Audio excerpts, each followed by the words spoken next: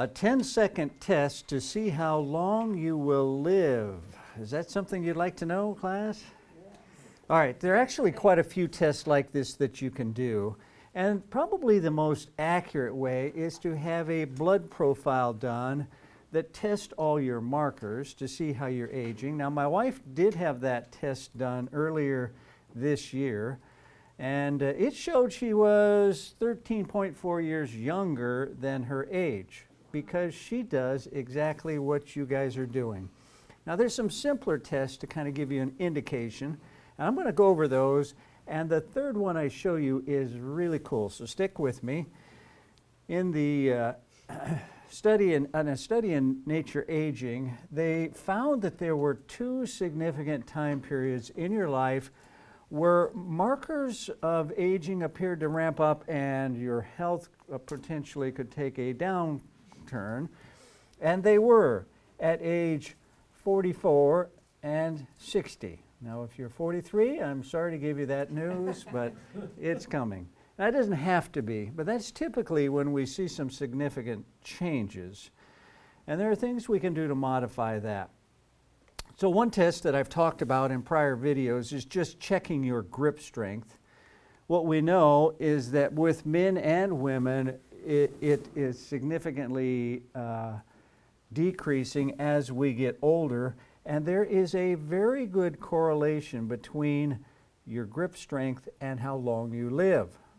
Now, you can't just work on your grip strength and get that better and say, all right, I'm going to live longer. It's a marker of fitness for your whole body. So when you do it with a dynamometer, 26 kilograms, less than that for men, you're in the danger area. Women, it's less than 16 kilograms. If you're lower than that, you have increased risk of mortality from a lot of different health problems.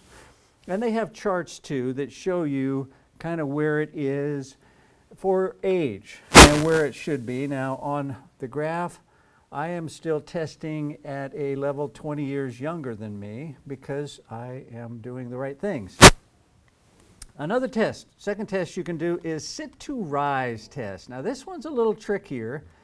You sit cross-legged on the floor, and then you try to get up without touching the floor with body parts. You get 10 points if you can do this. You start off with a 10.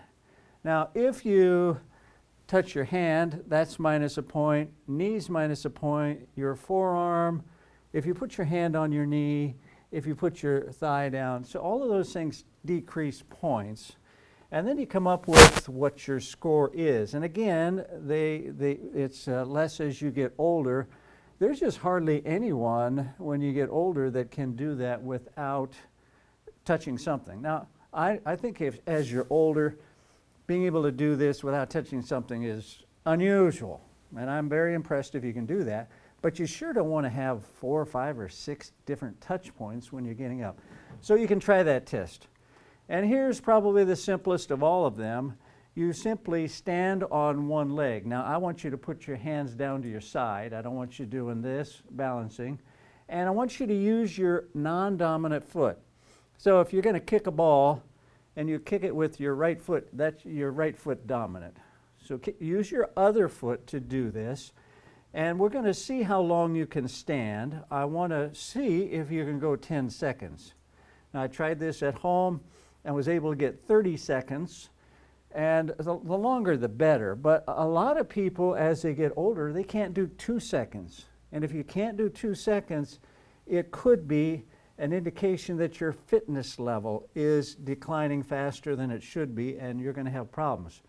Now, the good news, almost everything is reversible, and you can make your body years younger if you just do the right things. So I want to encourage you to get fit again, lose weight, ramp up your energy, and if you need help with that, the 7 Systems Plan is one of the best ways to do that.